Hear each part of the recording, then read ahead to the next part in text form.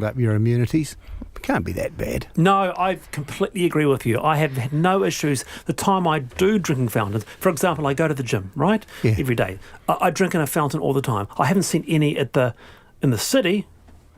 I'm really interested too. You know how we've had this war on plastic bags and plastic straws and stuff, and yet in the course of my lifetime, when I was young, there was no bottled water, right? There were no plastic bottles. Why are we allowing all these plastic bottles still everywhere to be produced for drinking water when it just comes out of the tap? We used to share each other's drink bottles. We never sort of died of anything. And, I'd drink out of the tap in a public toilet. I don't think anything. Oh my God, do you? Yeah, I just give it a wash and have I don't a even go slurp. anywhere near the taps in the public toilet. Would you, Chester? Yeah. Oh, I don't. I'm not talking about drinking out of the bowl. I'm talking about drinking out of That's what I thought you were saying. You drink out of the tap. just drink out of the tap over the sink. What's wrong with that? Oh, I don't know. That's too. So you're the great water egalitarian, Chester. Absolutely. You should be an ambassador for public fountains. Someone says the top and bottom of Simon Street, great for running and stopping for hydration. They're pretty new.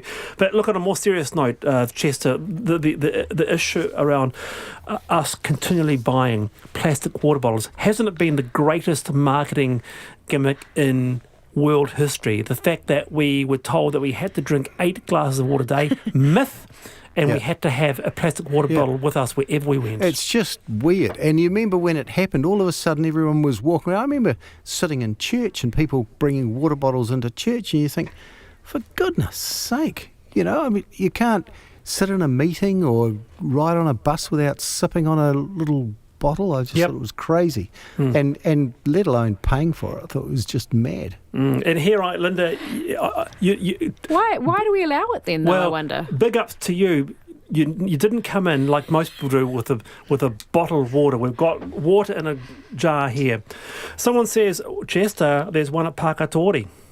Ah, yep, that'd be right. Yep. There is 2. There are water fountains in most parks, but you've got to look for them. Jules says in Christchurch, outside some public libraries in Orana Park, and around Mount Maunganui, there's a modern one that everyone uses, and it's an awesome use. And Jenny says, last year, I wrote to many shopping malls to ask for drinking fountains in food courts. This is my big issue. I feel like there's an forget about the Uber pilots. Why isn't somebody doing an app that shows where all these water fountains are and, you can all be eco-friendly and just go and fill up? You have I feel hit some the money jackpot. coming on here. That is the comment of the day. I'm just amazed that there are water fountains. Now, on a final note before we go, and we might sort of go back to this because we haven't got much time, but around the panel, room that some blokes have. They have a dartboard, maybe a pool table, a computer, or a little tiny bar for a whiskey with mates. The Man's Cave 2019. Is it a place to go for some me time, or is it a sexist relic of the park? Linda, shoot. Oh no, I'm all for the man cave. Get him out of the house. Give you some peace and quiet. I've got 2 boys and a husband, so I'm completely outnumbered in my house. I want them to bugger off into the shed. So you endorse Yes, the man please. cave? Absolutely, and also they can have their own TV then and watch rubbish on Netflix. But where's your cave? Oh, well, my husband actually does have a man cave, but doesn't use it very much. Yeah, I built him one actually in the You built shed. him Yeah, I put little bunting up and everything for him. But Chester, man cave? No, I feel completely at home all over my place. yeah, Yeah. Own the house. patriarchy. That's right. Chester Burrows, Linda Helen, you have both been great. Thank you very much for being with me today. Great to be I'm here. Wallace Chapman. See you tomorrow, 3:45 on.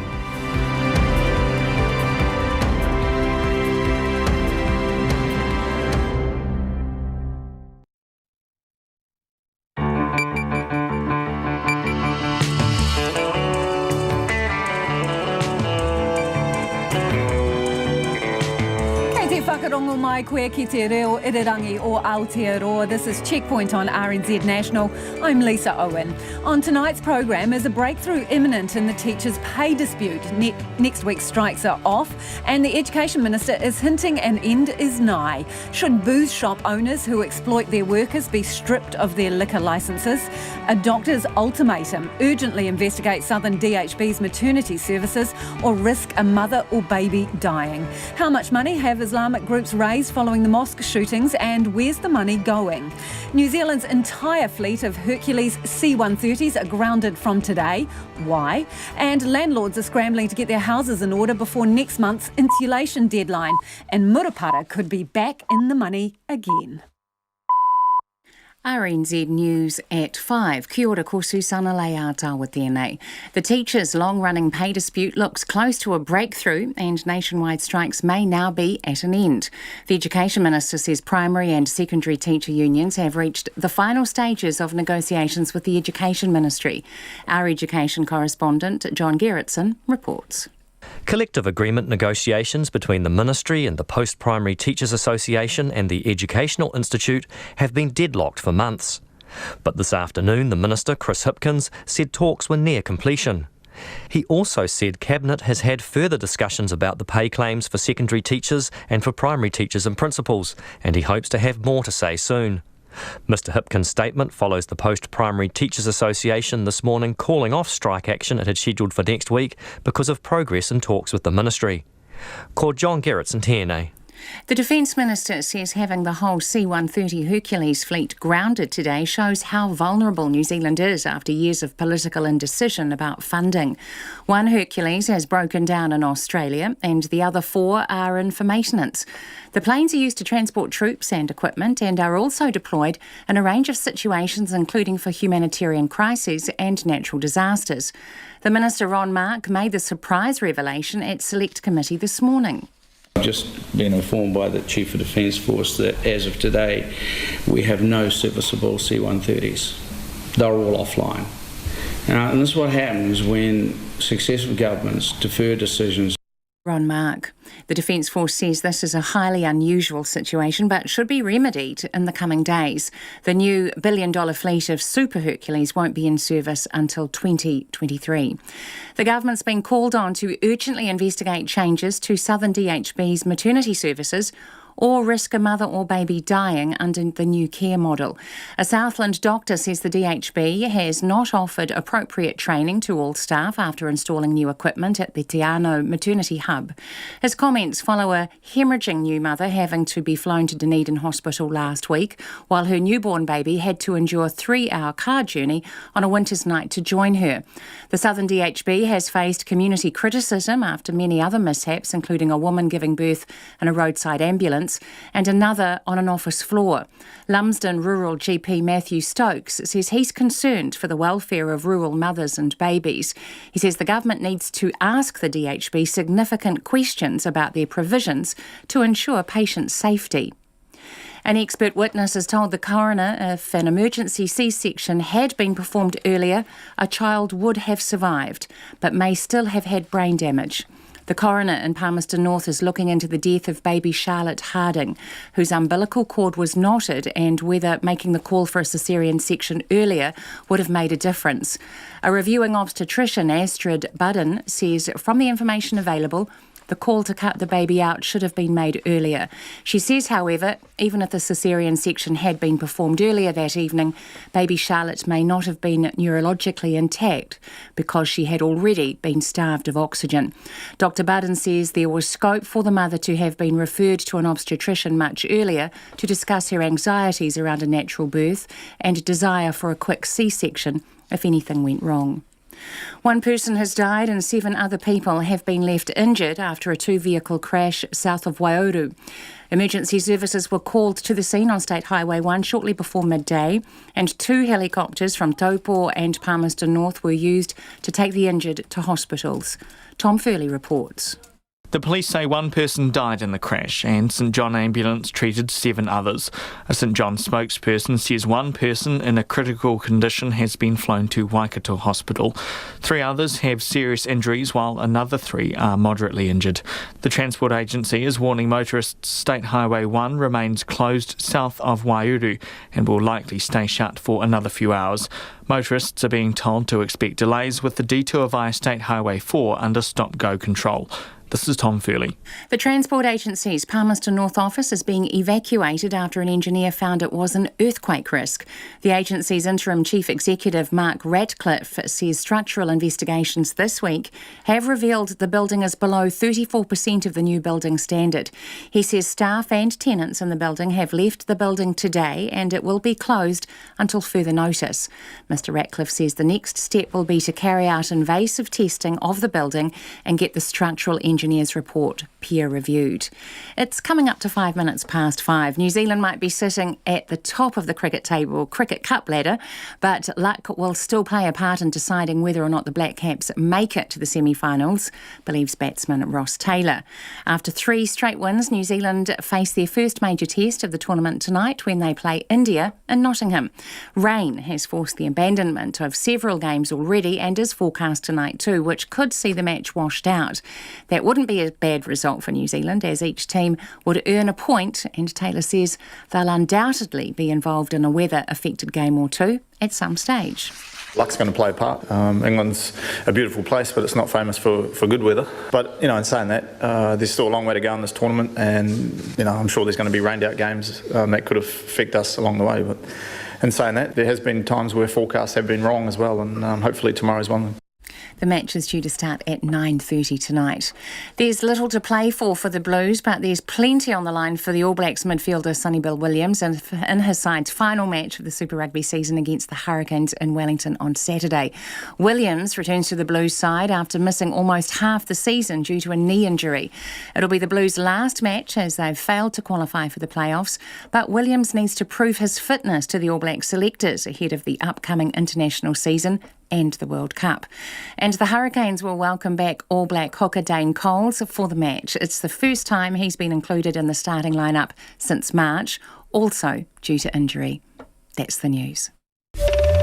Watching the roads, Julianne Gentler's a cyclist. She's backpedalling furiously at the moment on both the speed cameras and the speeds. Testing the water. Let's not put our community at risk by exposing them to nitrates in their drinking water. Let's do the research. And planting the trees. I'm also a champion to ensure that our own young people are made to get up, leave their dissolute ways and work for a living. Get Up and Go Morning Report with Corin Dan and Susie Ferguson, weekdays from 6.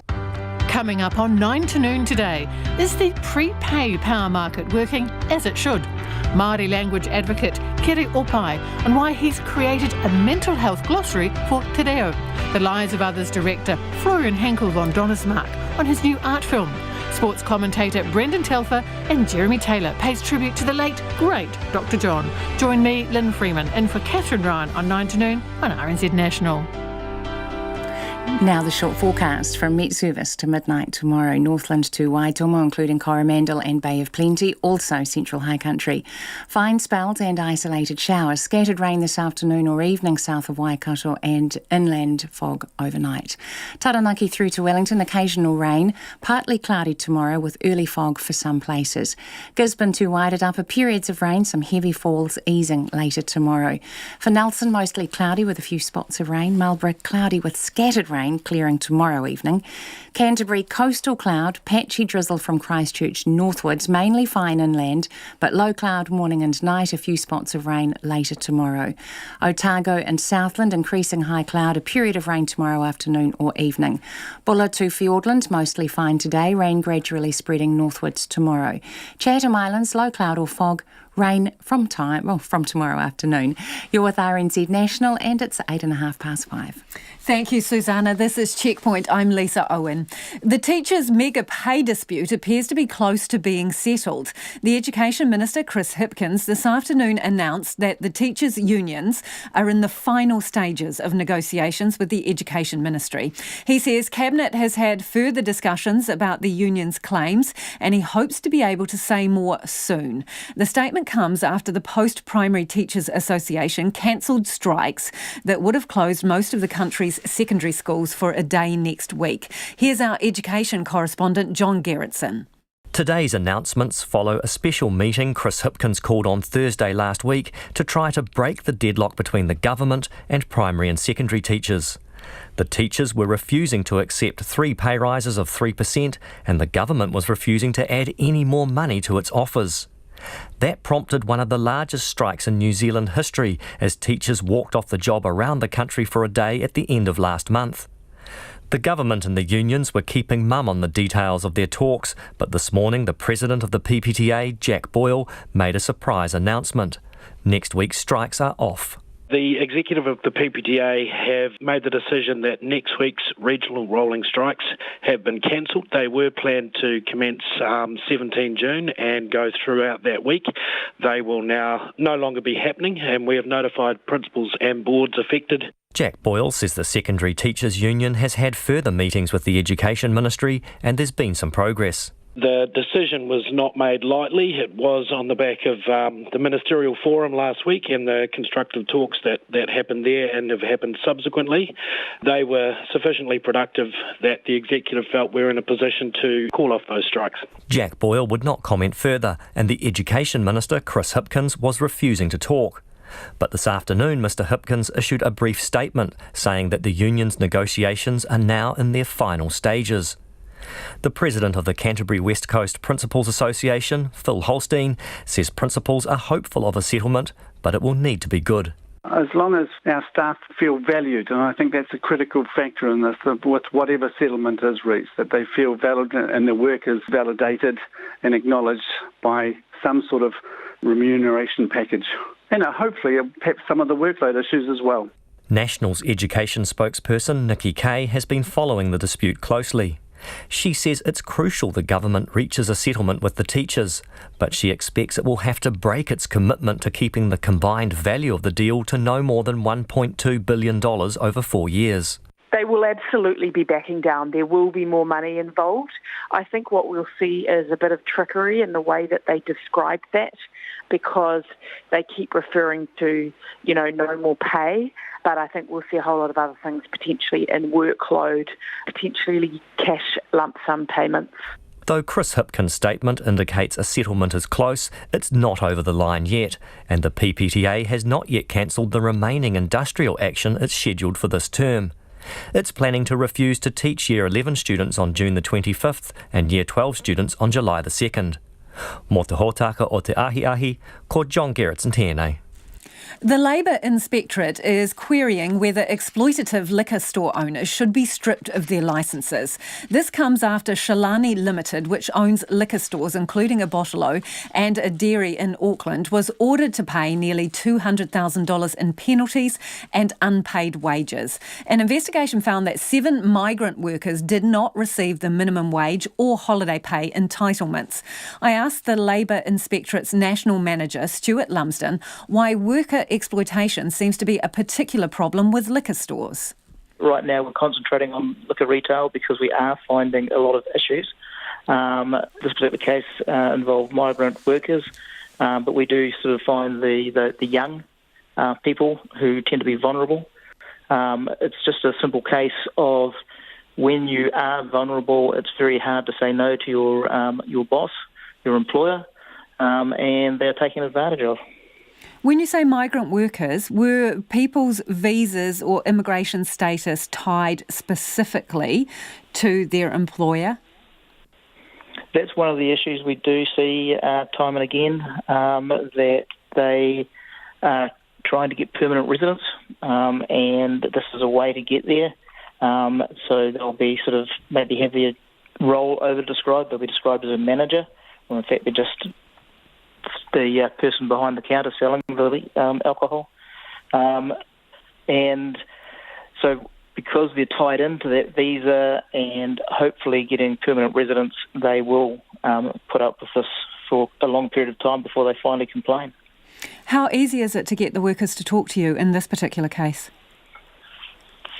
It's not easy at all. We normally find it's when they decide finally they've been wronged, if the permanent visa is not coming, or they just have difficulty sustaining themselves, either through not having enough money to live, or just finally they get so sick of the abuse they do contact us. So Shalini Limited is the parent company, if you like, who owned the dairies and the liquor, the various liquor outlets. Were they known to you before this? Are they repeat offenders?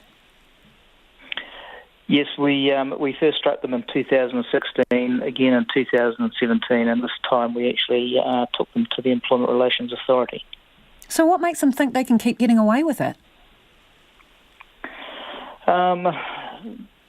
I suppose they think there's not that many labour inspectors, that we won't sort of follow up on this type of thing. However, we have strategies where we target specific industries where we think the biggest harm is being done. Also, I note that one of the businesses in this particular case was a Bottle-O. We've done stories on the Bottle-O franchise before, individual operations.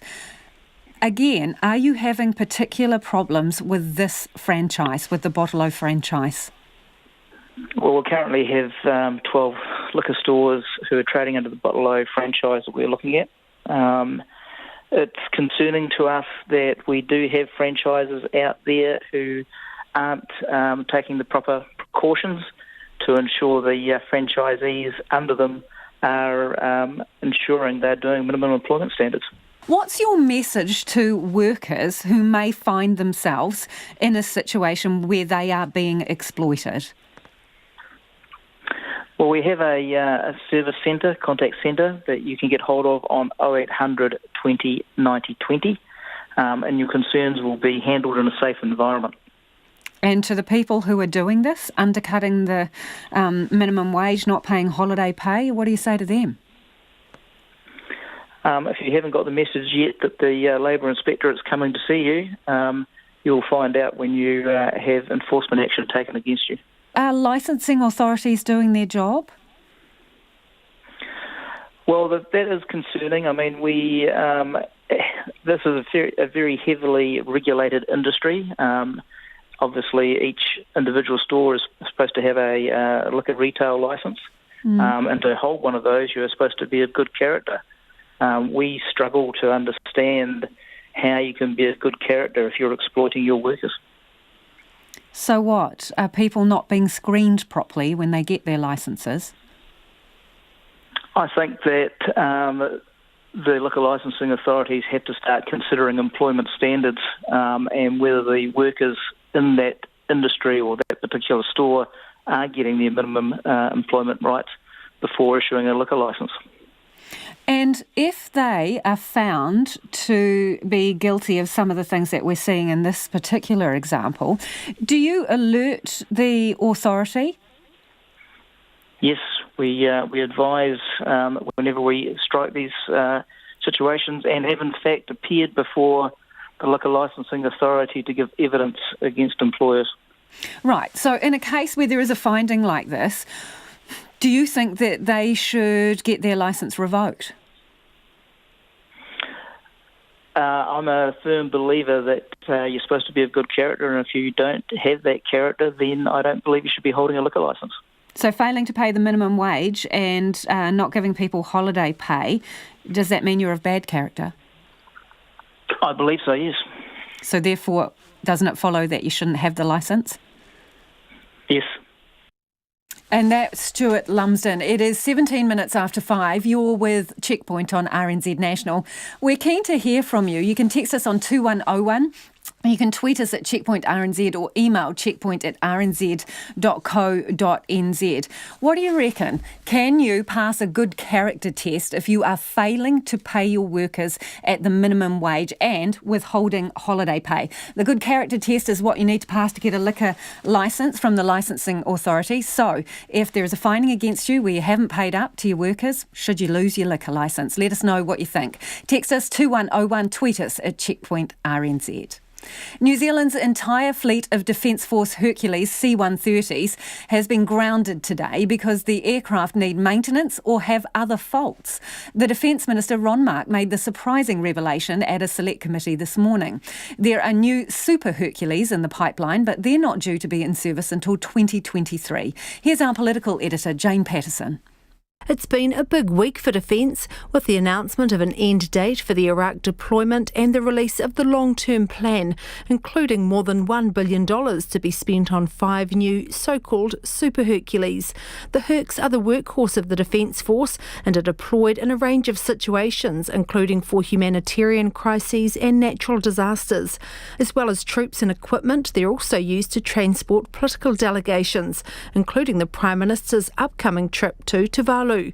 The Minister, Ron Mark, appeared before MPs this morning. When asked about the Hercules fleet, he made this revelation. I've just been informed by the Chief of Defence Force that as of today, we have no serviceable C-130s. They're all offline. One broken down in Australia. The Chief of Defence Force, Kevin Short, said at any time there were usually 2 Hercs available, but the current situation was a result of the age of the fleet. Manufactured in 1965, given a life extension which started in 2003, that was meant to be 18 years, so to 2018, and we're going to fly these aircraft to 2023. There were 2 main risks the Defence Chief told MPs. One is failure, which could ground the whole fleet, and 2, the cost of maintenance. In other words, we're spending more than $20 million a year extra to keep the old airframes going. So that's one of the reasons that we can't keep waiting. We're already over the original life extension. We're going to push that to 5 years over its life extension time. Nationals' Mark Mitchell wanted to know whether the Defence Ministry could speed up the arrival of the new Hercules. Mike Yardley from the Ministry said they were already in touch with the Americans to see if the delivery date could be brought forward. We have already, on the decision from the government, put a letter of request in. We have sought assistance from the United States Air Force at the highest levels to speed up the process and the turnaround. The Minister talked with the President of Lockheed Martin just at Shangri-La to understand and ask their team as well to turn around this request as soon as possible. Air Marshal Short said having no Hercules available today was a temporary situation which should be remedied soon. It is unusual to have all of them unserviceable. They are at the moment. We do have indications that the first one will come up in Australia at the end of today. Mr Mark said the grounding of the entire fleet is a timely reminder as to how vulnerable we are and how important it was that we make a decision and we move. Ron Mark said he had no concerns about anyone who'd use the Hercs, including the Prime Minister's delegation to the Pacific next month. Absolutely. I have total confidence the Air Force would not put an airframe into the air that they didn't have the confidence in. End of story. But it just means they've got to work harder, they've got to work longer hours. I need more people, I need more money. That's the bottom line. Defence officials and the government will be keeping their fingers crossed that the Hercs can be kept airworthy until their replacements take to the skies, supporting flying to Antarctica and as far as South America from 2023. From Parliament for Checkpoint, Jane Patterson. A Southland doctor says the government needs to urgently investigate changes to Southern DHB's maternity services or risk a mother or baby dying under the local DHB's new care model. RNZ has received reports the Southern District Health Board has not properly trained some midwives to use life-saving equipment installed at the Tiano Maternal and Child Hub. This is the latest concern raised about the lack of maternity services in the region, which have been highlighted in recent weeks after 4 mothers gave birth before reaching a primary birth unit in time. Locals tell Otago Southland reporter Tess Brunton they're on tenterhooks about the next birth. Wanaka mother Sharon Spencer-Bauer gave birth to her first child at home on a frosty night last week, despite planning to deliver at the closest birthing unit in Alexandra. Her midwife told her she wouldn't arrive in time. It's just an uncomfortable ride, and that was her call to say, we're not going to send you on frosty roads in the middle of the night all the way to Alex just to get there, and the possibility of having the baby in the car, which has happened to a lot of mothers in this area as well. So we do our best to judge it, but a lot of times it's just too far away. She was airlifted to Dunedin Hospital when she continued to lose blood, but her newborn daughter wasn't allowed to join her. Instead, her husband Chris strapped baby Indy into the car in -3 degrees and drove the 3.5 hours so they could be with her. It's just not natural to be strapping them in a car seat at a couple hours old, and she was kind of gurgling and spitting up, and things worked out just fine, but it's just another one of those risks involved in the transfer. Ms. Spencer-Bauer says it's only a matter of time before something goes terribly wrong. With how many stories are happening in 24 hours apart, and a week here and a week there, with all the births happening in Wanaka, it just is inevitable that something major is going to happen, and by then it will be too late to not have these things in place. She wants more support to be given to midwives and for Wanaka mothers to have the option of birthing in town. Lumsden GP Matthew Stokes says Northern Southland has similar problems to those that plague Wanaka. He says there have been supply mishaps and a birth in a roadside ambulance since the town's maternity centre became a non-birthing unit in April. Dr Stokes says he's worried it will take a death before the Southern District Health Board acts. Maternity is something that you don't just take lightly. When things go wrong, they go wrong in a big, big way, and it's not just an individual. This is a newborn, this is a mum, this is a family, this is whānau, you name it, everybody gets affected. The DHB installed life-saving resuscitation equipment for babies at the Te Anau hub. But Dr Stokes says it hasn't offered training to everyone who needs to use it. Each and every part of that equipment needs to be familiar to the person who needs to use it in a life-saving situation within seconds. Minutes is starting to get too long, and certainly if you're standing back thinking, now how on earth do I use this equipment, it is devastating for the outcome. The manufacturer visited last week and showed some nurses, GPs and midwives its basic functions. But community midwife Nikki Peeling says not everyone was told about the training. She was one of the midwives who didn't get a call. She's worried medical staff who aren't familiar with births will be forced to act as backup. Now these midwives are going to have to be birthing out of their communities a lot more. Is there anything turning up in the hub in Te Anau in an emergency will have to be dealt with by the GP and the practice nurses who are there. And I'm not sure when they or whether they ever have attended a neonatal resuscitation workshop. Dr Matthew Stokes says the government needs to urgently investigate whether families are being put in danger under the DHB's new model. An organisation as large as the DHB is floundering hopelessly weeks, if not months, after this should have been in place. I really seriously think that the Minister of Health needs to take a long, hard look at this and step in and basically make sure things are safe and right for people. We're not talking about flat tyres here, we're talking about lives. In a statement, Southern District Health Board Chief Executive Chris Fleming says opponents are focused on undermining the DHB rather than working together. He says the right training has been given to those who need to use the new equipment in Te Anau. The DHB is undergoing a review of its new maternity model. For Checkpoint, Cortes Brunton, Tane. Renters whose freezing homes won't be insulated before new regulations come into effect at the end of the month say they have no power in getting their landlords to bring them up to scratch. From July, landlords must ensure their rental properties have floor and ceiling insulation, supply heaters that can warm a living room to 18 degrees, plus range hoods or extraction fans in kitchens and bathrooms. The Ministry for Business, Innovation and Employment estimates about 100,000 properties, or half of all rental properties, are not up to the mark. Nita Blake-Person reports. Wellington renter Hayley lives in a freezing cold, damp flat with two other flatmates. They pay $610 a week. I don't think that there's any insulation in the roof, and I know that there isn't any in the floor or walls. It's also quite damp despite making best efforts to run a dehumidifier, run an extractor fan in the bathroom, run an extractor over the cooking, and we don't have any heat sources provided with the house. So any heat sources we have are just heaters we've brought in. Her and her flatmates wrap up with hats, blankets and hot water bottles to try and keep warm. And they don't expect that to change when the updated rental requirements come into effect at the start of July. You kind of get a feel for what your landlord's going to be like with other littler things. You know, there's been a leaking taps in my house since I moved in. I let them know. They said, a plumber will be around next week.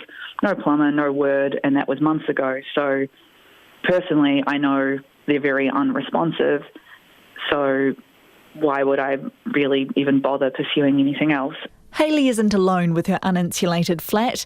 MBIE's Acting General Manager of Housing and Tenancy Services, Steve Watson, estimates only half of all rental properties have been brought up to scratch, which he says is concerning. The intent of the legislation, which was passed back in 2016, was that as many of New Zealand's rental properties, where practicable, should be fully insulated, and landlords have had considerable time to do that, and it appears that they have not acted.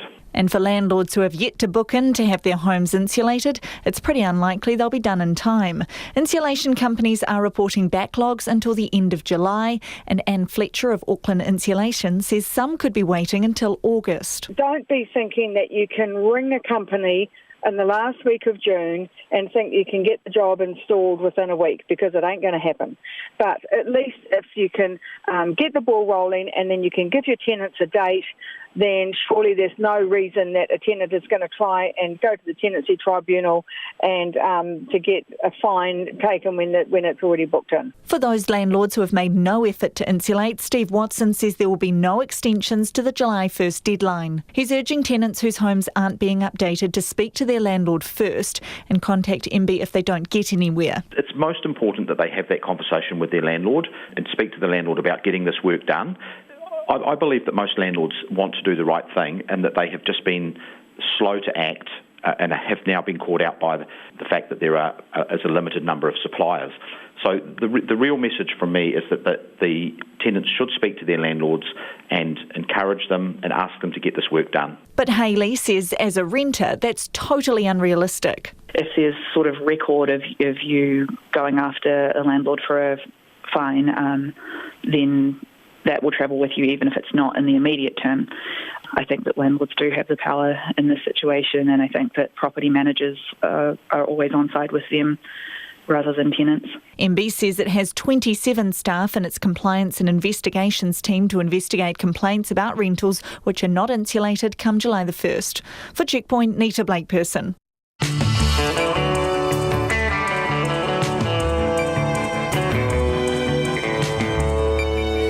Coming up on Checkpoint on RNZ National, collective bargaining for film workers is to be restored. Hong Kong protesters prepare for the prospect of more clashes over a planned extradition law. As always, we'd love to hear from you, so do get in touch. You can text us on 2101, you can tweet us at Checkpoint RNZ or email checkpoint@rnz.co.nz. I am interested to know how warm your house is. Let us know what you think the inside temperature is at your rental. Is it cold or nice and toasty? Let's go to the headlines now with Susanna. The teachers' long-running pay dispute looks close to a breakthrough, and nationwide strikes may now be at an end. The Education Minister Chris Hipkins says primary and secondary teacher unions have reached the final stages of negotiations with the Education Ministry. The Defence Minister says having the whole C-130 Hercules fleet grounded today shows how vulnerable New Zealand is after years of political indecision about funding. One Hercules has broken down in Australia and the other 4 are in for maintenance. The planes are used to transport troops and equipment and are also deployed in a range of situations, including for humanitarian crises and natural disasters. The government insists that restoring basic rights to film industry workers will not scare off international movie makers. A proposed law change will allow screen sector workers the right to collective bargaining, which they lost 9 years ago following a dispute between Sir Peter Jackson, unions and the film company Warner Brothers. Workplace Relations Minister Ian Lees-Galloway says changes to the so-called Hobbit law won't make New Zealand a less attractive destination for filmmakers. The government's been called on to urgently investigate changes to Southern DHB's maternity services or risk a mother or baby dying under the new care model.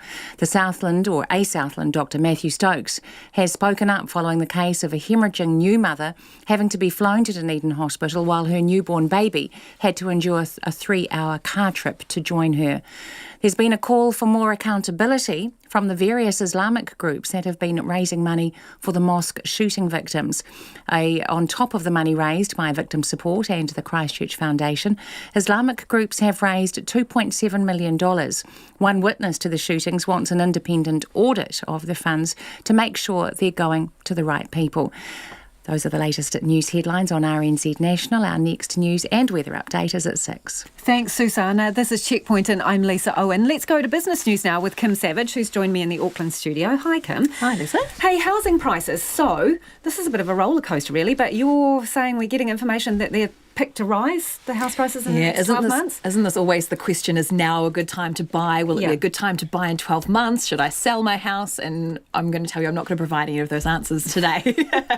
But what I will tell you is that Westpac's Dominic Stevens, he's the chief economist there at the bank, he is picking that we will see a sharp but very short increase in house prices going in towards the end of this year. But he's picking they are going to just gradually just fall away at the going into 2020. So the factors he's looking at is we've had the capital gains tax cancelled, which he says was, in the view of a lot of people, a way that the government could have addressed some of the affordability issues that we've seen in the housing market. So he said that politically that might end up being ending up back on the agenda. Of course, it's election year next year, so housing then might, end up back on that agenda if we do see those prices rise.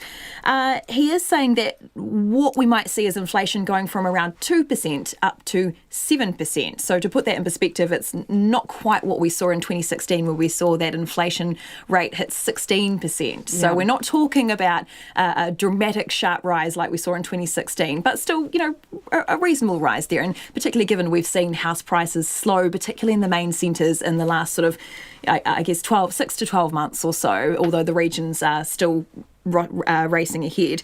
So Dominic Stevens saying that mortgage rates will rise, lending to people will tighten as a result of the bank capital requirements the Reserve Bank is looking at the moment. So he's saying that we'll see tighter lending. And so these are some of the factors at play. Interesting. And speaking of price drops, now oil has hit a near 5-month low. Yeah, so Brent... Is this good news for us at the pumps or what? Well, weaker prices, of course, that flows through to the economy, and it ends up, I guess, resulting in lower inflation or lower consumer prices in the end.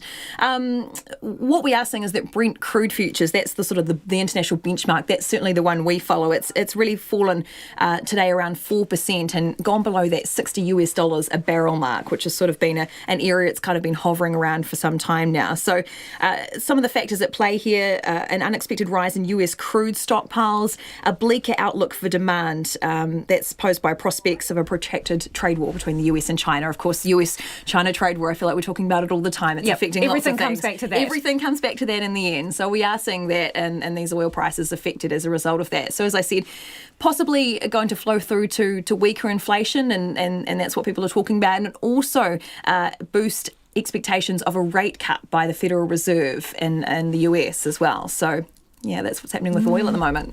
And what about the markets today? Anything exciting happening there? Well, the NZX Top 50 did close up 19 points, 0.2%, 10,224.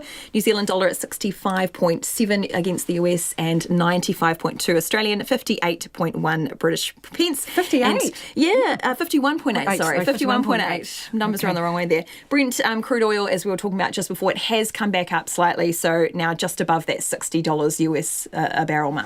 Yeah, fantastic. Thanks, Kim. That's Kim Savage with our business update. The government has dismissed fears that restoring some basic rights to film industry workers will deter big international companies from making movies in New Zealand. A proposed law change announced today will allow screen sector workers the right to negotiate collectively, and they can call in help when they have an employment dispute. Charlotte Cook reports. Sir Peter Jackson's Hobbit trilogy has netted the country billions, but has come at a cost to film workers. Following a bitter industrial dispute between unions and Sir Peter, and pressure from the American movie giant Warner Brothers, the National-led government banned film workers from being able to negotiate collective contracts. Today, the Workplace Relations Minister, Ian Lees-Galloway, is confident the changes to the so-called Hobbit law won't make New Zealand a less attractive destination for filmmakers. What this does is it secures the future of New Zealand's film industry because it gives the production companies certainty about the employment relations legislation that in the film sector, it does provide the certainty and the flexibility that they were looking for, and it also affords those additional rights that the workers were looking for. So it really is a win-win. Massey University's College of Creative Arts Pro-Vice-Chancellor, Claire Robinson, says contract work is a precarious existence. But this proposed law change offers her students some security when heading into the workforce. There's always a nervousness when you're a young person about whether your employment conditions are going to be well catered to, looked after. And I think that the certainty around the law will mean that there's a lot more confidence for them in going into their careers. These kids leave university and go to become independent contractors pretty much straight away, which is a very scary space.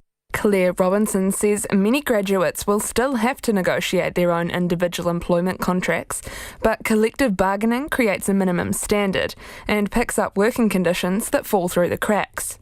Creative media production student Ethan Thompson specialises in film production. He says as a transgender person, the changes give him peace of mind that his rights will be protected. Particularly as a young filmmaker, I'll still be doing a lot of negotiating my own contracts, and I'm doing that at the moment while I'm studying. But I think it will mean that when I'm going to those negotiations, there's kind of like someone else is already kind of like prepped, kind of for that. Rather than a cold talk, it's more of a they're going to treat me sort of okay-ish. Ethan Thompson says this will solve tricky questions for beginners, like how much to charge and what their entitlements are. The government hopes to introduce legislation later this year, which will pass into law by mid-2020. For Checkpoint, Charlotte Cook. It is 20 minutes to 6. I'm Lisa Owen and you're with Checkpoint on RNZ National. Let's get to some of your feedback now. This is on our interview with the Labour Inspectorate's National Manager, Stuart Lumsden, about why worker exploitation seems to be a particular problem in liquor stores. Mark has got in touch and says, I'm a Citizens Advice Bureau advisor. We see the problem of unpaid wages and holiday pay on a regular basis. The Labour Inspectorate is under-resourced, so only egregious cases are pursued. Dodgy employers, especially in hospitality, are generally safe. Sad, but it's the reality, says Mark. And this one, thanks for exposing the reality of how this industry really works. I hope it's a wake-up call for Westies, talking about West Aucklanders who are currently thinking about voting away our licensing trust. Trusts are the only model that really ensures responsible alcohol sales. And Kane from Christchurch says, clearly the current penalties are inadequate in deterring employers from taking advantage of some of our most vulnerable workers in society. It is a no-brainer to cancel their liquor licence. So that particular liquor store owner, who also owned a dairy and some other businesses, was fined around $100,000 and ordered to pay almost $95,000 back for unpaid wages. They were not paying the minimum wage and they weren't paying holiday pay. So get in contact with us about that or anything else you've heard on the program today. You can text us on 2101, tweet us at Checkpoint RNZ or flick us an email at checkpoint@rnz.co.nz. The situation in Hong Kong today has been described as tensely calm, but protesters are vowing they're ready for more potential clashes with the police over a planned extradition law with mainland China. Authorities have moved to shut down all government offices in the city's financial district for the rest of the week after violent protests overnight in which police fired tear gas, rubber bullets and pepper spray into huge crowds of demonstrators. 72 people were taken to hospital. The BBC's Rupert Wingfield-Hayes was in the midst of it all and sent this report. This was the centre of Hong Kong. Scenes of mass violence, the like of which have not been seen here since the 1960s. The day had been tense from the start. Huge crowds surrounded Hong Kong's legislature, determined to stop any discussion of the hated extradition bill. The object of their anger, this woman, Hong Kong's chief executive Carrie Lam. Last weekend, hundreds of thousands of people took to the streets here, demanding she scrap a bill that would allow people in Hong Kong to be extradited to mainland China. But she is refusing to budge. Why is she quite so adamant, quite so determined? You would call it, arrogance on her part or stubbornness. No, she's just doing all this at Beijing's order. She's just some little puppet of the Beijing regime. Today's protesters were almost exclusively young, aggressive and boiling with rage at a government they believe is giving away their freedoms. It seemed only a matter of time before things turned violent, and so they did.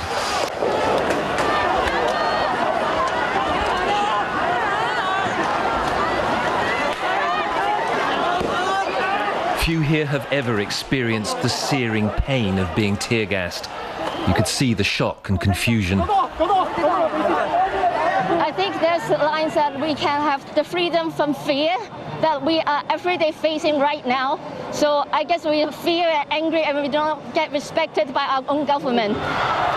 By early evening, police had begun to gain the upper hand, launching barrage after barrage, driving the protesters away from the government quarter. What we're witnessing here in Hong Kong with this operation to clear the streets is a Hong Kong government that is determined not to allow another protest movement to establish itself and occupy the centre of this city like it did back in 2014. And a government that is determined, it seems, to push ahead with an incredibly controversial extradition law, regardless of the consequences. The government has now declared protests a riot, turning those who took part into potential criminals. And that was Rupert Wingfield Hayes. It is almost 5:45. Police in Russia have detained more than 200 people in Moscow for holding a protest in support of the investigative journalist Ivan Gulenov. The prominent opposition politician Alexei Navalny was among those held, and Mr. Gulenov was detained by the police last week and accused of dealing in drugs. His supporters alleged he was framed, and in a rare U-turn yesterday, the police released him. The BBC's Gareth Barlow has this report. One by one, they were arrested. Members of the public, the press and key opposition figures. Bundled into vans and taken away. A twisted irony, perhaps, that those arrested were themselves protesting against a previous arrest. On Thursday last week, police detained the high-profile investigative journalist Ivan Gulenov on what many claimed were falsified drugs charges. On Tuesday, the man who's exposed corruption throughout Moscow's elite was released. The charges dropped, following an admission by the Interior Minister that Mr. Gulenov's guilt hadn't been proven. Thank you very much for all the support. I still hardly understand what is happening. I'm happy that justice has been served and the criminal case was dropped. But despite the authorities' rare U-turn in Moscow, the protesters wanted more, for the police who detained Ivan Gulenov to be punished themselves. They violate our rights, the freedom of expression, the freedom to demonstrate, the freedom to express our opinions. There is no real change. They've been forced to liberate Ivan Gulenov. They did it because people came out in the streets. Without that, it would not have happened. While an investigation into Ivan Gulenov's arrest is underway and the officers involved suspended.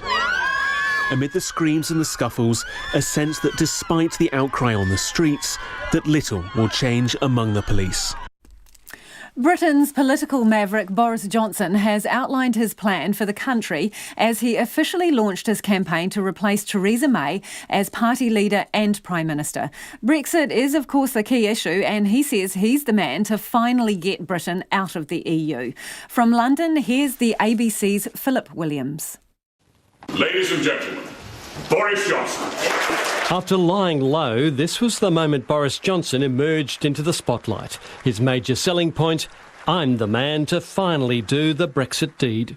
After 3 years and 2 missed deadlines, we must leave the EU on October the 31st. And we must do better than the current withdrawal agreement that has been rejected 3 times by Parliament. And let me clear that I am not aiming for a no-deal outcome. But it is only responsible to prepare vigorously and seriously. But that only works if the EU agrees to renegotiate, which its senior officials have said emphatically and repeatedly will not happen. That, says Boris Johnson, is where he comes in, as they would rapidly come to see that they have a new government with a new mandate, a new earnestness, a new determination to get things done, a new optimism and a new confidence. And I think they will respond to that. I put that question to Boris Johnson's most enthusiastic supporter and fellow Conservative MP, Jacob Rees-Mogg.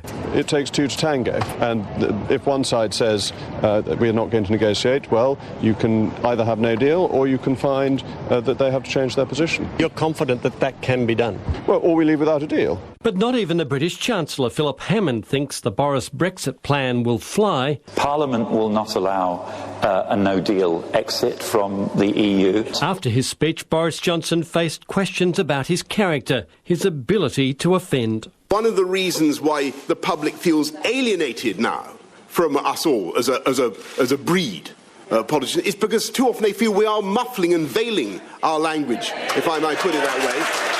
But at the same time, that directness, that propensity to speak openly, seemed to abandon him as the expected question was raised about his alleged admission he used cocaine. I think what most people in this country really want us to focus on in this campaign, if I may say so, is what we can do for them. While admissions of cocaine have likely sunk competitor Michael Gove's prime ministerial ambitions, Boris Johnson seems immune to such consequences. If, as expected, he makes the final cut from 10 to 2, he'll then face the 160,000 members of the Conservative Party who will decide the next Prime Minister of Britain. And that's Philip Williams from the ABC. French President Emmanuel Macron is reviving a drive to reform France's pensions and benefits. The latest proposals include a reduction of unemployment benefits for high earners and incentives to those who work beyond the current retirement age. The move comes months after the worst of the yellow vest protests, which erupted across France in response to rising fuel tax. Julian Satterthwaite reports. France's president has rediscovered his zeal for reform. Emmanuel Macron's government setting out planned changes Wednesday. In a speech to lawmakers, Prime Minister Edouard Philippe said people will be given incentives to work beyond 62, the current retirement age.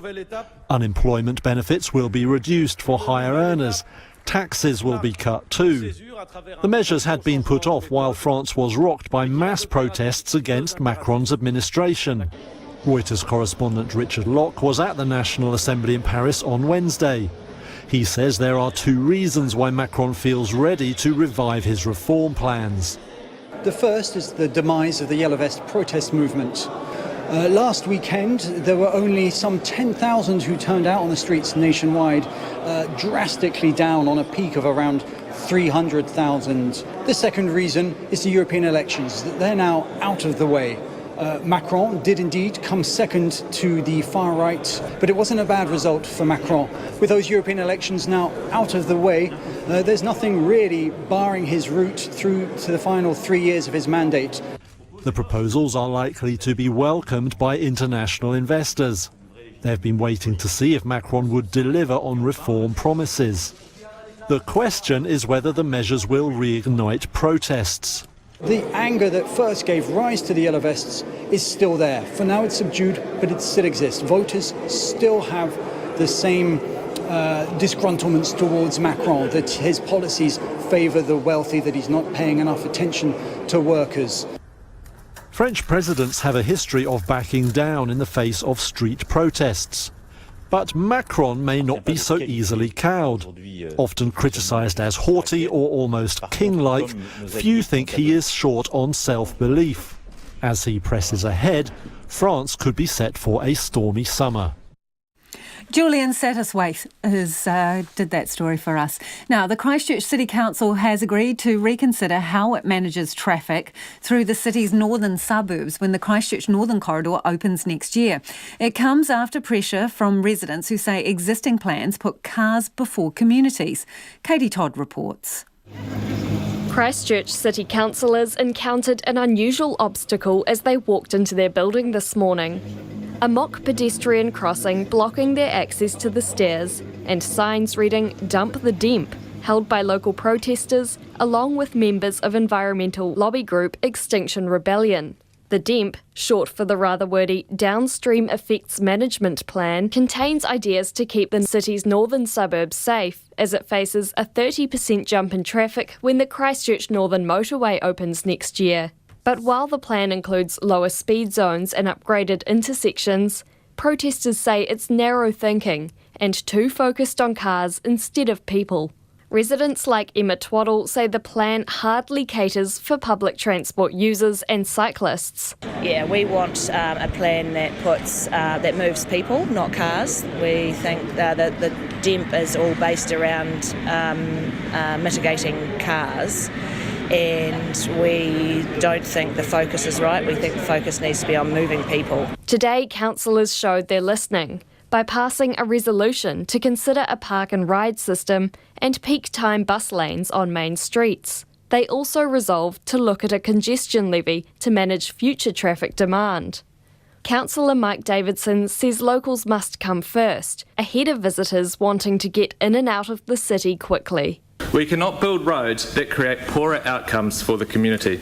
We have a community that wants a walkable and bikeable environment, a people-friendly community, not an environment that is dominated by cars with their emissions and noise. The resolution passed unanimously to the elation of the protesters. But Councillor Aaron Kewen says there must be more than just a token effort to convince people to take public transport. But I'm going to put out some warnings. Unless the work we do around public transport is radical, people won't catch the bus. They don't catch the bus now. They're not interested in catching the bus. Protester Mike Wilson says he's relieved with today's council decision to put its people first and deal with other consequences later. But he says the real test will be if it can delay the opening of the motorway, if it can't get all the public transport projects finished in time. Finally, the council and even the planners realised that Cranford Street and the surrounding areas can't deal with the amount of traffic that they were going to put on the streets, whilst also having a safe community for people to live and access around. I mean, who knows? It's a real tight time frame to actually get everything put in place, but they do have the option of not opening it. The council says it will work closely with residents as they put together the new plans. In Christchurch, for Checkpoint, ko Katie Todd, tēnei. It is 5 minutes away from 6. You're with Checkpoint on RNZ National. I'm Lisa Owen.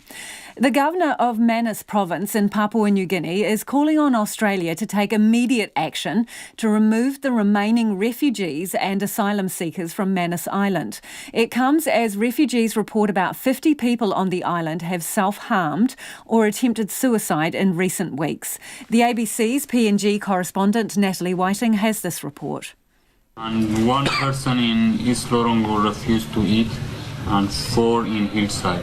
6 in Hillside. 6 in Hillside. A small group on Manus Island is documenting an increasing number of self-harm attempts among asylum seekers and refugees. It is a real tragedy, and it's out of control. Refugee and author Boris Johnson is among them. So far, about 50 people attempt suicide and self-harm in Manus Island, and some of them in Port Mosque. So far 5 people transferred to Port Mosque, and right now that I'm talking with you, at least 8 people are they're keeping them in isolation. In the most recent incident, a Somali man had to be briefly hospitalised after setting himself on fire. Additional police are on the island responding to the self-harm incidents. Manus Governor Charlie Benjamin says something needs to be done. They don't want to be here. In Australia, you have to take responsibility. You just have to move them. To wherever you have to move them. It's been almost 6 years since the asylum seekers were first brought to Manus. Some refugees have been resettled in the US, but the Australian government says those who aren't accepted will have to remain in PNG. Mr Benjamin says he thought the men would have all been processed and moved on by now. Unfortunately, that is not what is happening. And unfortunately also, they also do not want to stay in Papua New Guinea. And that makes it even harder. He says he wants to see immediate action from the Australian government. Definitely, I will be raising it with the new Prime Minister, Honourable James Marape, and I'll get him to talk to the Australians. The Governor says the onus is on Australia. PNG government can do much, and Manus can do much. But Mr Buchani is also appealing to PNG's new Prime Minister. Hopefully that the new Prime Minister be brave enough and smart to do something, and we expect that. Australia's Home Affairs Department didn't respond to Governor Charlie Benjamin's comments, but in a statement said it continues to work closely with the governments of PNG and Nauru to ensure transferees are provided with appropriate health and welfare support services. It said the Pacific International Hospital, which provides healthcare for the men in PNG, has a dedicated mental health care facility. And that was Natalie Whiting there from Port Moresby. Now, we've had some feedback on our earlier story about changes to rental legislation, which require properties to have insulation. Now, the report said landlords must supply heaters to warm a living room to 18 degrees plus range hoods or extraction fans in kitchens and bathrooms. Now, just to be clear, those changes don't have to come in until the end of July 2021. So sorry about that. Those changes, July 2021. Insulation by the end of the month. And getting to some of your other feedback on the other interview that we did earlier in the program about the fines to the bottle shop owner who also owned a dairy and was underpaying the workers there. Daryl has got in touch. What else do you expect from those migrant-owned companies exploiting their own people? New Zealand has opened the immigration door so wide that all sorts are coming in. The professional New Zealand system of conducting business is fast going out the door. RNZ News at 6. Kia ora, ko Susana Leata tēnei. Principals are relieved the Secondary Teachers Union has called off next week's strike action as a breakthrough looks likely in the impasse over teachers' pay. The Post-Primary Teachers Association says there's been progress in talks with the Education Ministry. Our education correspondent John Gerritsen reports. The PPTA has cancelled a series of one-day strikes that was to roll through the country starting in Auckland and Northland on Monday. It says it's been in talks with the ministry since the Education Minister Chris Hipkins called a meeting with both the PPTA and the Primary Teachers Union, the Educational Institute, on Thursday last week. None of the parties are commenting on what progress they've made, but principals are hoping the long-running teacher pay disputes will soon be settled. However, the PPTA has not yet cancelled the remaining industrial action it's scheduled for this term, refusing to teach Year 11 students on June the 25th and Year 12 students on July the 2nd. Ko John Gerritsen tēnei. The government's been called on to urgently investigate changes to Southern DHB's maternity services or risk a mother or baby dying under the new care model. A Southland doctor says the DHB has not offered appropriate training to all staff after installing new equipment at the Te Anau maternity hub. His comments follow a hemorrhaging new mother having to be flown to Dunedin Hospital while her newborn baby had to endure a 3-hour car journey on a winter's night to join her. The Southern DHB has faced community criticism after many other mishaps, including a woman giving birth in a roadside ambulance and another on an office floor. Lumsden Rural GP Matthew Stokes says he's concerned for the welfare of rural mothers and babies. I feel it's time for the government to step in and actually start asking significant questions of the DHB as to what processes they have in place to assure patient and client safety. Dr Matthew Stokes.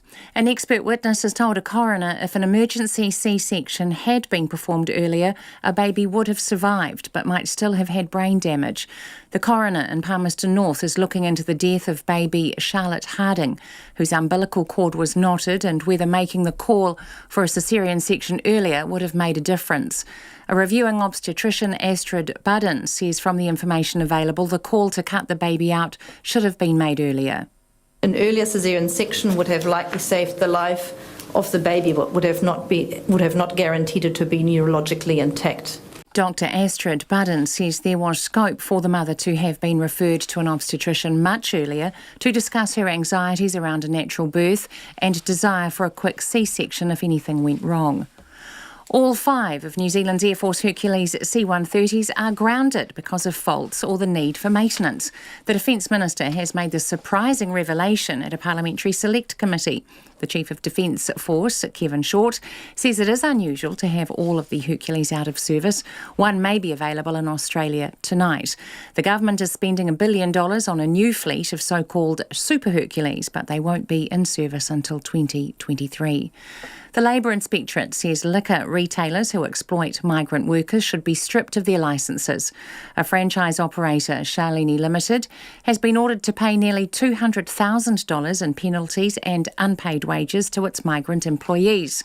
The payout goes to 7 retail assistants, all migrant workers working for Lifeline Dairy and Grafton Liquor Spot in Auckland and Bottolo and Parakai in Northland. The national manager of the Labour Inspectorate, Stuart Lumsden, says many young migrants are working towards residency and they're vulnerable. I'm a firm believer that you're supposed to be of good character, and if you don't have that character, then I don't believe you should be holding a liquor licence. The Inspectorate is currently investigating 12 stores trading under the Bottle O franchise. The government insists that restoring basic rights to film industry workers will not scare off international movie makers.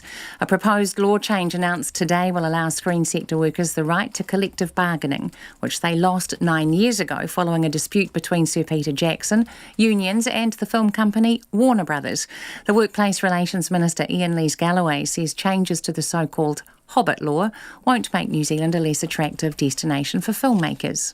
What this does is it secures the future of New Zealand's film industry because it gives the production companies certainty about the employment relations legislation that in the film sector, and it does provide the certainty and the flexibility that they were looking for, and it also affords those additional rights that the workers were looking for.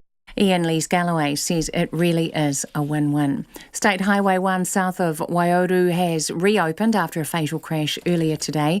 Emergency services were called to the scene shortly before midday, and 2 helicopters from Taupo and Palmerston North were used to take the injured to hospitals. 1 person died in the crash and 7 other people were injured, 1 critically. It's coming up to 6:05. The Hurricanes are doing everything they can to keep Bowden Barrett at the Super Rugby franchise amidst speculation the All Blacks' first 5 is being wooed by the Blues. Barrett is off contract with New Zealand Rugby after the World Cup and is also being chased by overseas clubs. The Hurricanes coach John Plumtree says Barrett is a key part of their plans and it's understandable his playing future is attracting a lot of attention. Bodie knows just how much we love him here, and he's a Hurricane. He's been a Hurricane for a long time, and he's still got lots of rugby left in him, and we want him to carry on in our jersey. John Plumtree. New Zealand's sole NBA player Stephen Adams has been named in a Tall Black squad to prepare for September's Basketball World Cup. But there's no guarantee Adams will finally make his much anticipated Tall Blacks debut, as Barry Guy reports. The Oklahoma City Thunder Centre is included in the long list of 25 players, but don't get too excited. In reality, nothing has changed. Basketball New Zealand says there has been no confirmation of his availability. Rather, this allows for conversations to continue and for Adams to be available for selection for the World Cup in China if he does make that call. Coach Paul Henare says he's been in contact with Adams and his management team, and they hope to conclude those conversations in the coming weeks. Fellow centre Jack Salt has, however, made himself unavailable as he looks to transition from college to the pro ranks. After winning the NCAA title with Virginia earlier this year, Salt is currently working out in LA ahead of the NBA draft. This is Barry Guy. And that's the news. Tonight on Nights, Alison Ballance has the latest on the fungal disease that's taken the gloss off what had been a bumper breeding season for the kakapo. We have a window on the world of plastic and efforts to do without it. And Motoko Kakubayashi is on the line from Japan, where the health minister has been speaking out in support of women wearing high heels at work. He's a bloke, by the way. On Nights with me, Brian Crump, from after the news at 7 on RNZ National. Now the short forecast from Met Service to midnight tomorrow. Northland to Waitomo, including Coromandel, Bay of Plenty, also the Central High Country. Fine spells and isolated showers, scattered rain or for tonight, south of Waikato, inland fog overnight.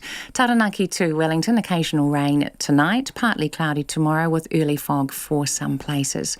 Gisborne to Wairarapa, periods of rain, some heavy falls, easing later tomorrow. Nelson, mostly cloudy, a few spots of rain. Marlborough, cloudy with scattered rain, clearing tomorrow evening. Canterbury, coastal cloud, patchy drizzle from Christchurch northwards, mainly fine inland, but low cloud morning and night tomorrow. A few spots of rain later tomorrow. Otago and Southland, increasing high cloud, a period of rain tomorrow afternoon or evening. Bulla to Fiordland, mostly fine tonight, rain gradually spreading northwards tomorrow. Chatham Islands, low cloud or fog, rain from tomorrow afternoon. You're with RNZ National, it's 6:08. Thanks, Susanna. This is Checkpoint and I'm Lisa Owen. The Labour Inspectorate is calling on anyone concerned about the employment situation of themselves or someone they know to call its contact line. Its National Manager, Stuart Lumsden, says there is currently a particular focus on liquor retailers where employees work long hours and not all of them are being paid minimum wage and are not receiving holiday pay entitlements. Now, this comes after Shalani Limited, which owns liquor stores, including a Bottle-O and a dairy in Auckland, was ordered to pay nearly $200,000 in penalties and unpaid wages. An investigation found that 7 migrant workers did not receive the minimum wage or holiday pay. The Secretary of the Migrant Workers Association, Anu Kalotti, joins me now. Good evening, Anu. $200,000 almost in penalties and unpaid wages. Does that send a strong enough message to employers? Kia ora, Lisa. Unfortunately, we've seen these kinds of cases time and time again, and no matter how high the penalties and the fines are, these people keep reoffending, and especially in the bottle stores and the liquor industry, we've recently seen quite a rise in cases of exploitation. Unfortunately, I think the fines and the penalties are not a deterrent big enough. As we all know that the root cause of this exploitation seems to be where the visas, the worker's visa is actually attached to the employer. So that's where the whole thing starts. So we've been, for a number of years now, been calling for the visas to be detached and to be opened up. So, we're not saying that allow the workers to stay here indefinitely. That just depends on case by case and whether they're eligible or whether they qualify or not. But the practice of tying the visas to a particular employer is where the exploitation starts. So we've been calling for a stop to that. So do you think the prospect of losing a liquor licence, you say it's a particular problem with these bottle stores, one suggestion is that you should lose your liquor licence if you breach labour laws. Do you think that would help? It could potentially, possibly help in the short term, but that just means that particular person or business owner cannot open another bottle store, but is there anything to stop them opening businesses in another industry? So, where they can go and just repeat the exploitation that they've been doing. So, but by no means it would be a welcome step, but I don't think that would go far enough to address the issue. Some of the feedback we've had here on the program is the suggestion that a number of these businesses are owned by migrants and that they are exploiting other migrants. Is that your experience? Sadly, yes. Most of the cases that come our way, that seems to be the story, that where migrants who are more settled or have been in New Zealand longer tend to exploit more recent migrants. So unfortunately that is the case. What do you make of that, Anu? What do you make of that? It's quite shocking. That just tells me clear lack of compassion and empathy. If somebody who's started out as a migrant themselves and put in the hard yards, if anything, they should be able to empathise with migrants who've recently arrived here. But for some reason, we see the complete reverse here. And also, I think these businesses who exploit, the employers who exploit, they know that that they've got a model that is successful for them, and they know that they can get away with it for as long as they can, and the fines and especially the monetary fines, they don't seem to mind paying that, because then from another revenue that they will generate that money again through exploitation. They'll reoffend. So the fines don't seem to bother them at all. So maybe there needs to be more of name and shame. Maybe that will work more than monetary fines. Is there enough resource going into cracking down on these businesses? Is the Labour Inspectorate resourced well enough to deal with this? While we've had an increase in the number of labour inspectors in the last year or so, I think we still need more.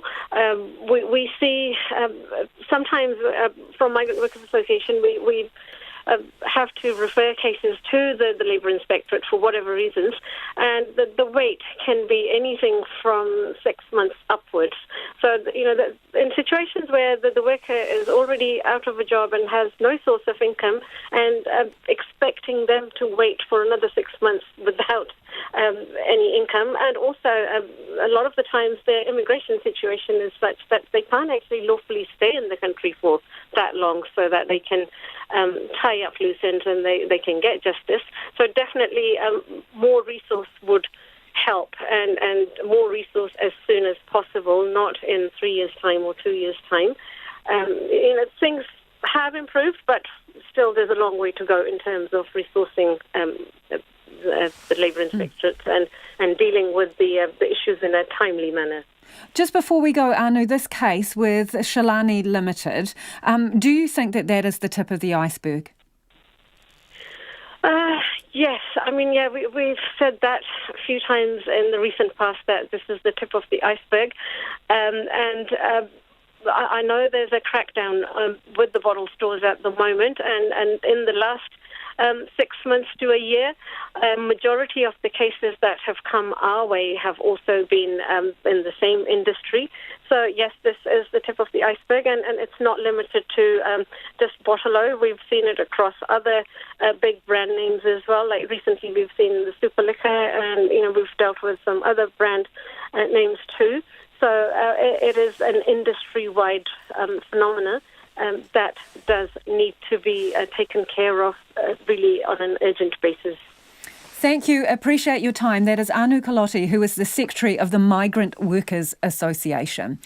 Witnesses to the Christchurch Mosque attacks are asking for more accountability from the various Islamic groups that have been raising money for the victims.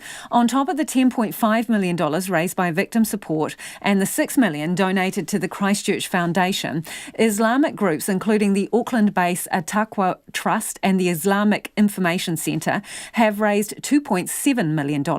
Most of the $2.7 million was given to Victim Support for them to hand on to the victims on their behalf 3 weeks ago. But victims want to know exactly how much money has been raised by the Islamic groups and how it will be distributed. Conan Young has been speaking to some of them. Ahmed Khan came to New Zealand 13 years ago from Afghanistan, but says the scenes he witnessed on March 15 were worse than anything he experienced in the country of his birth. Yeah, I did see a lot of tragedy in Afghanistan. Obviously, you do see them every day as well in the TV. But I have never seen a tragedy of to see their close tragedy and people dying in front of you just right there. And these are people that you know and that you love? Yeah, out of those people who got affected are probably the deceased one. I know at least 45 people. I went to the uni, some of them, a majority of the family members, and also my uncle, one of the Shahada as well. The millions that have been raised for the victims and their families are going some way to help this community heal. Whether it be paying the bills for a family that has lost its main breadwinner, or helping extended family to fly here from overseas to offer support, the money is much appreciated.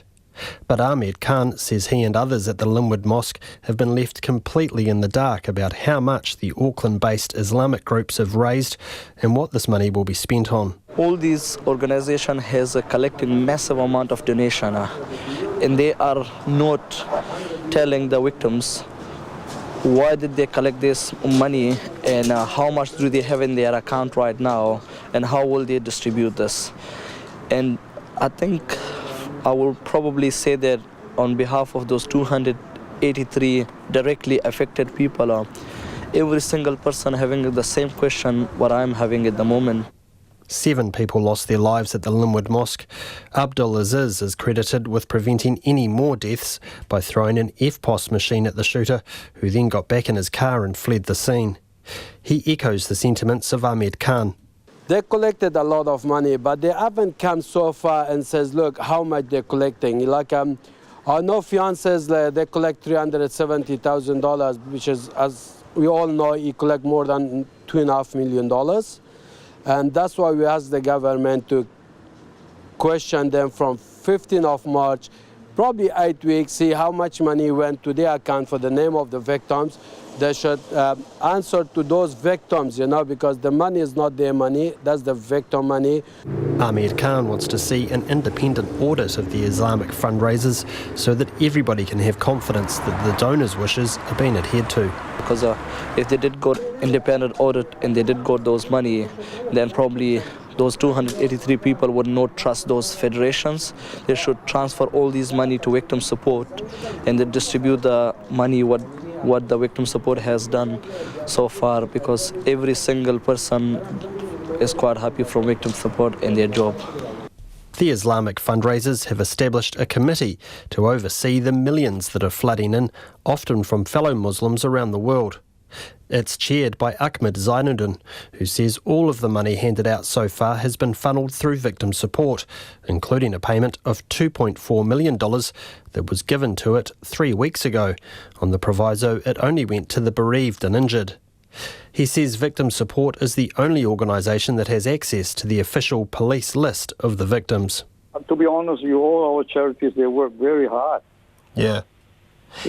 Atakwa involved a few hundred people to raise this fund. They work day and night to raise funds. They're not just there to they didn't just sit around and it comes in. It's a lot of work. Ahmed Zainuddin says all meetings held by his committee have involved input from the Department of Internal Affairs, which is in charge of making sure fundraisers act within the law. He notes that most of the money they've raised is now in the hands of victim support, apart from a pledge of $2 million from an overseas donor. This donor wants to remain anonymous at this stage while it works out how it would like to see the money distributed.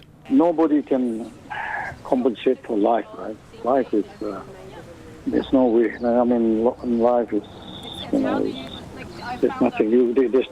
There's no price for life. Right? But what we can do is we can only give them comfort as well.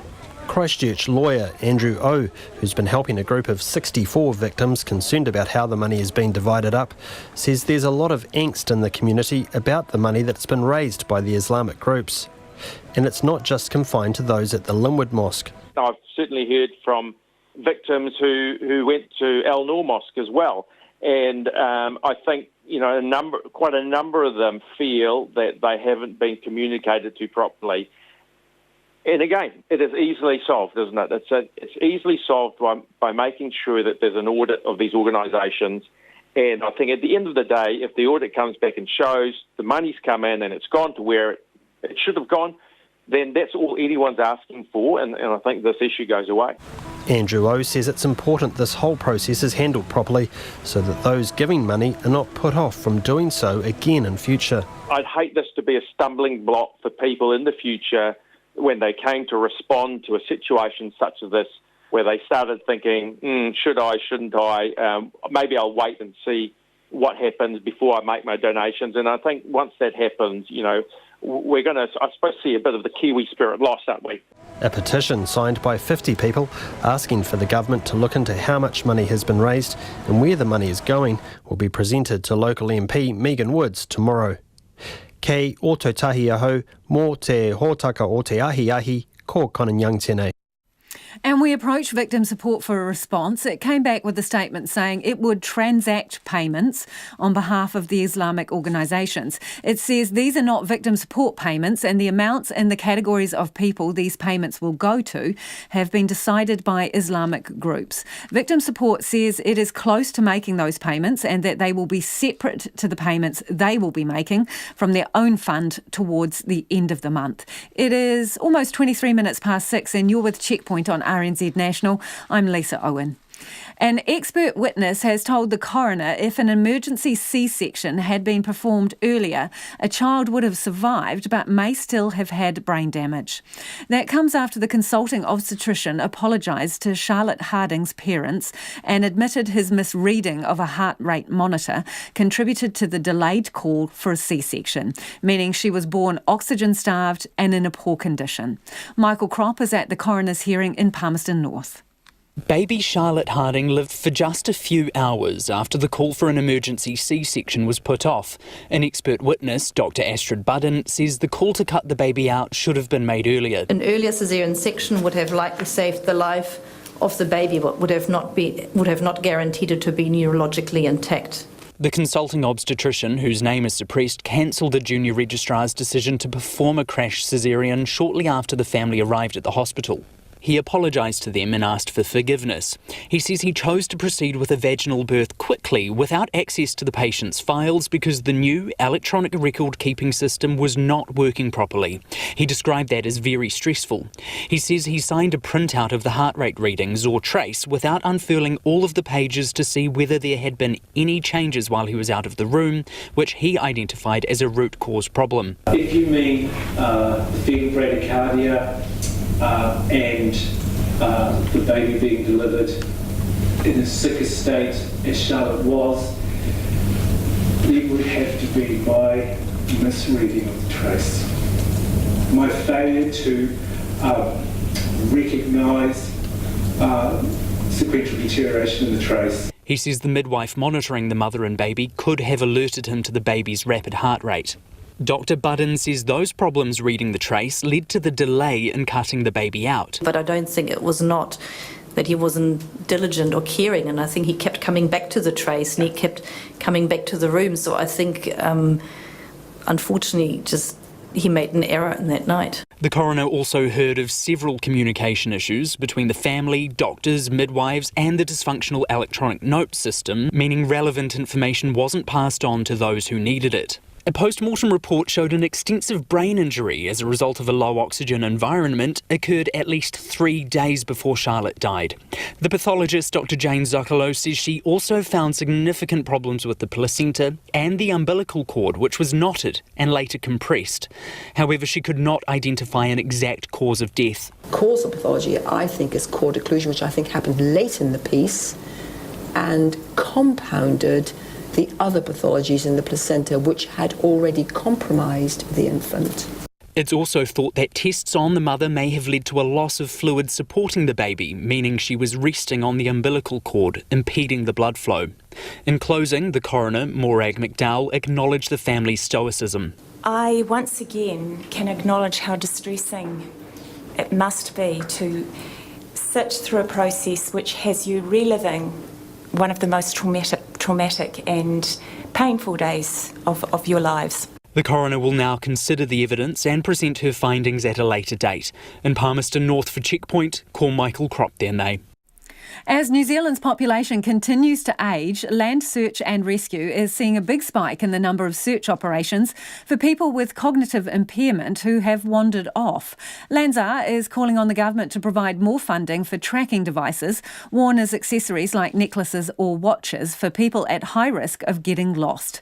Its Chief Executive, Carl McOney, spoke to our reporter Matthew Tunison. 23% of all search and rescue operations that were managed by police in 2017-18 involved subjects with cognitive impairment. And that's up on previous years?